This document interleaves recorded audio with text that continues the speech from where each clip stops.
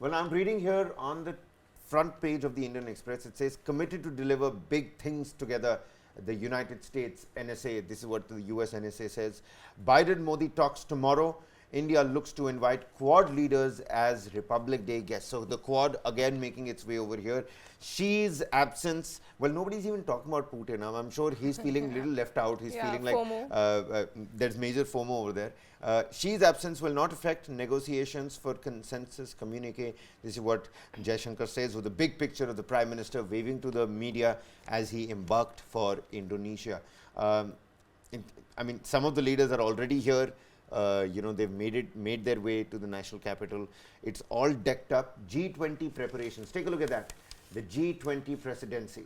Quad leaders are going to be guests for Republic Day. There's a big question mark on that. But Quad focus has certainly come onto the G20. What are some of the headlines that you're reading from your newspaper? See, when it comes to the G20, one of the factors that I see over here, I was reading through one of the articles that the Hindu had in fact put on it. I'm just looking at where did I get? Yeah.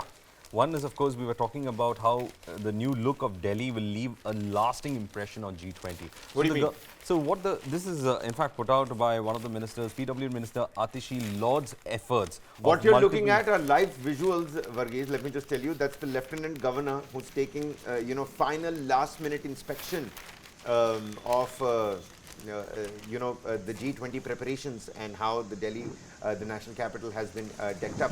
Take a look at that. Seems like a Vijay Chowk area from the visuals. Well, so that is what was the PW minister was in fact saying.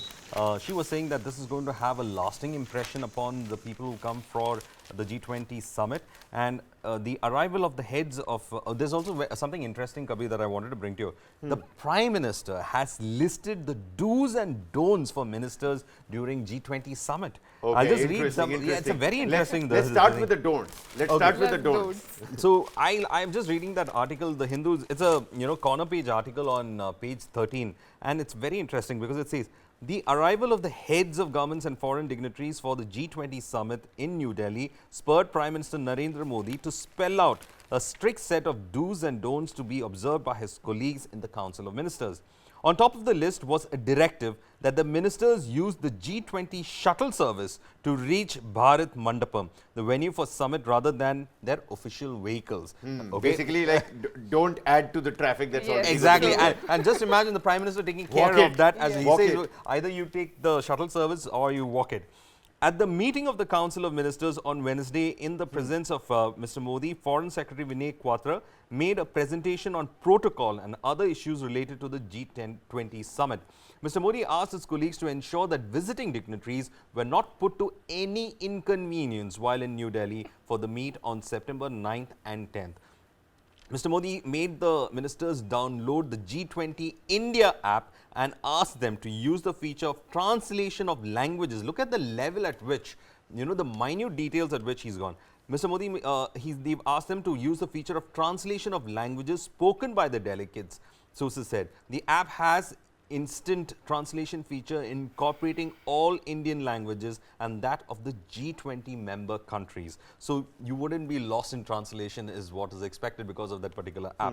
Some of the ministers are expected to be ministers in waiting for the arriving foreign dignitaries. Union Minister State Health SPS Singh Baghel received President of Nigeria Bola Ahmed Tinubu at the New Delhi on Tuesday. So you have to walk your way to the office, you have to be very polite, and of course you can't say that I don't know the language, because you have a tool in your hand. You better listen to it, and you better ensure that whatever the dignitaries want, they are not put into inconvenience. Never a dull moment in the national capital. Never a dull moment. There's some 50,000 pots that have been placed, I was reading, and already 50 cases of theft have been registered in the national capital. So you've got police services that are now guarding just normal flower pots. The police in the national capital is guarding flower pots. Some interesting headlines in your newspaper. What newspaper is that? What daily is that? Oh, that's the Tribune, I guess. But I would, but actually I was reading about G20 earlier, and I saw a headline, and there is a proper list of all the leaders and which hotel they are going to stay at. So Biden is going to stay at ITC Moria, and Shangri-La, Rishi Sunak will be staying in the Shangri-La. And I think it's so interesting that because as he was reading out that he's given a guideline, it sounds like that parents are telling the kids before the guests are going, guys, please behave yourself. Right. Guests are coming, don't misbehave, be polite to them, don't cause any inconvenience Less to does them. he know that Rishi Sunak and Joe Biden are going to meet for a late night, midnight tea at the nearby Tapri in Connaught Place.